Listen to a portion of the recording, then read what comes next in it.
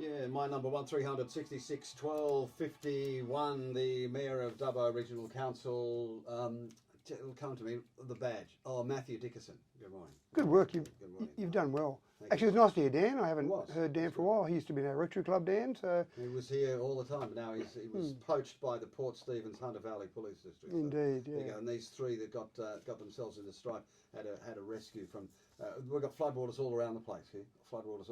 Is council handling the river well? Are we okay in the treatment plants? Or what are we doing? That's all okay. But go back one step. Do you think we should put some warning signs up when you shouldn't go into floodwaters? The occasional one. I mean, maybe that'd help. Has anyone thought of that? You know what we should do? We should, that bloke in Boggabri, he zigzagged around the road closed signs.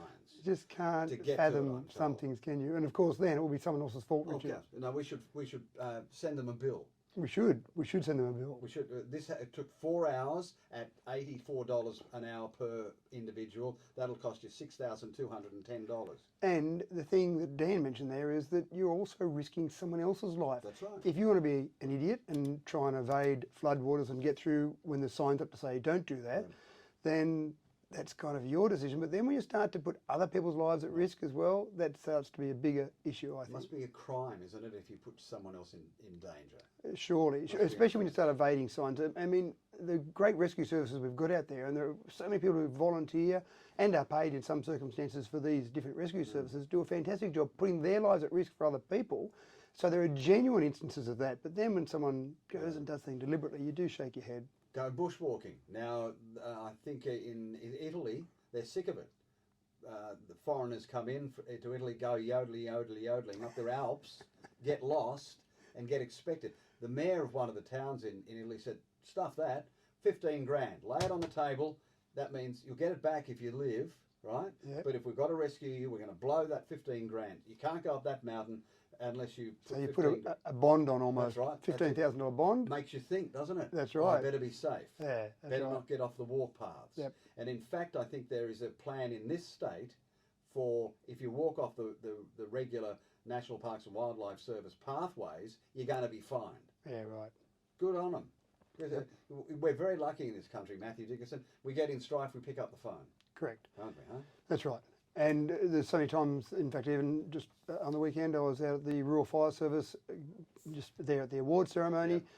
Just the number of people that are involved in volunteering, the number of people who are out there doing things that we don't even know about. No, they just do it. VRA, do it all the time. Yeah, exactly right. You know, my mate, the late Bobby Burke, was working with the VRA forever. The rescue, the Dubbo Rescue Squad. And that's got to be an unpleasant thing to do if you're turning up to things like car accidents and some of the things you'd see. That's going to scar you mentally for life. You've got to hose blood and bone off the road. You try and face that as a volunteer. Yeah. It's 7 to 8, I should say. EVs. Have you put something in about a resolution? What's this?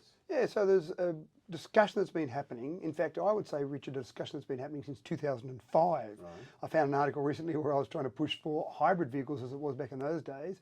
And our fleet manager, Steve Colliver, does a fantastic job with our fleet, managing our fleet, making sure we don't spend a single cent more on our fleet of vehicles and heavy vehicles. He's also known as the Grinch. Yes. That's the one. You know him well. Yeah.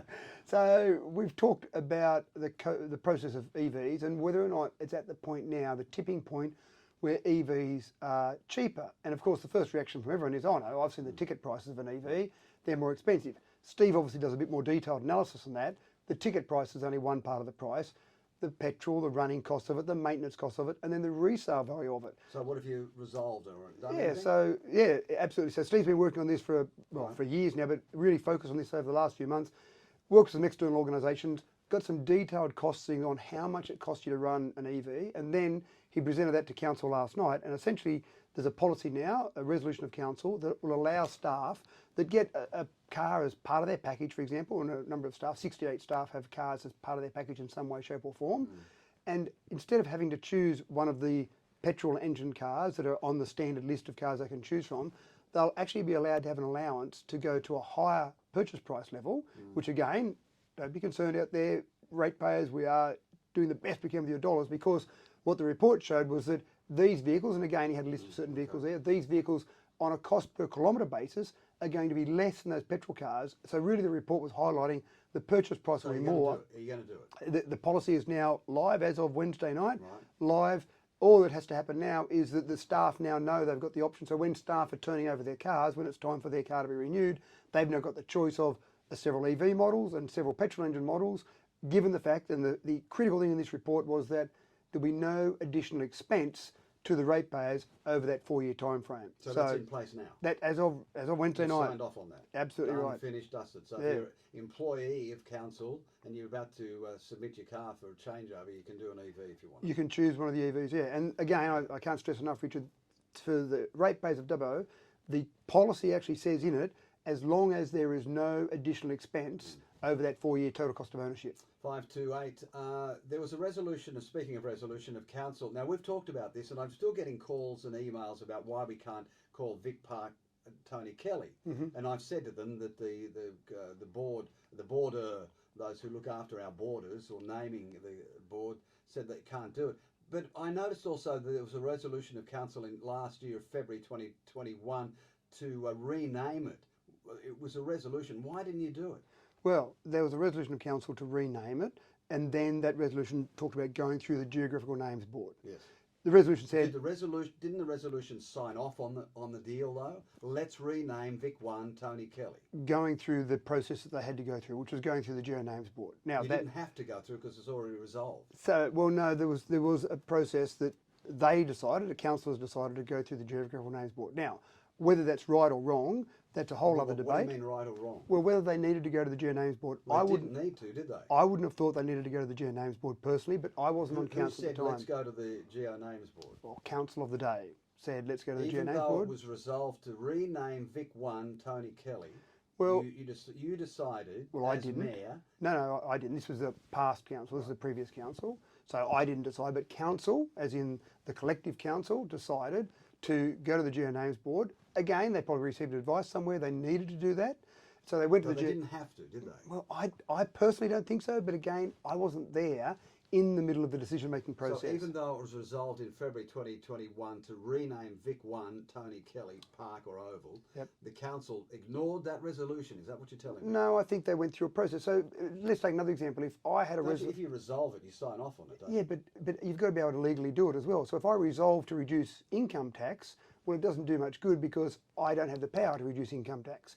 So if you resolve to do something at council, it may mean that you've got to then take the steps to do it. If it was a decision of council to rename that and it needed to go to the Geo Names Board... Who made the decision to go to the Geo Names Board? I don't know. Again, it was a council decision of the day. You were not there on the day? We're going back to, I think it actually went to December 2021.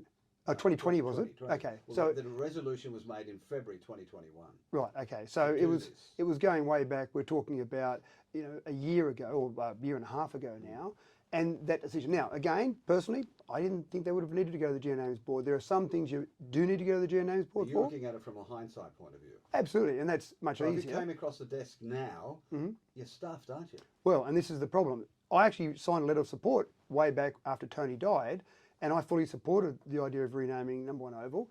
Went to the Geo Names Board, they said no. No, I spoke to them, yeah. That's right. Then there was a process forward where they said you could rename the Tony Kelly Reserve. All right, but still now, the resolution of Council of February 2021 was squashed by the Geo Names Board. Effectively, there was a process we had to go through. Why did the Council in February 2021, after they'd resolved to change the name, approach the Geo Names Board? Isn't that the question? That's a question that you can ask other people who were there on the day, but I wasn't there on the day, so I don't know why. Again, I assume they received some advice to say, to enact this resolution, you need to take these steps, including go to the Geo Names Board.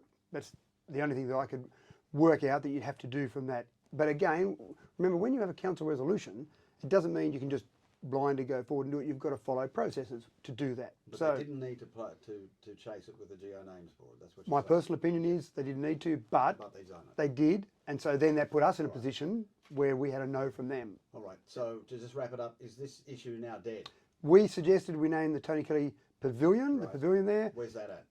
I've spoken to Mrs. Kelly, Tony's widow, and she said, no, I do not want the pavilion named after Tony Kelly, so we resolved not to do that. Hope you have a nice weekend. Thank you. It's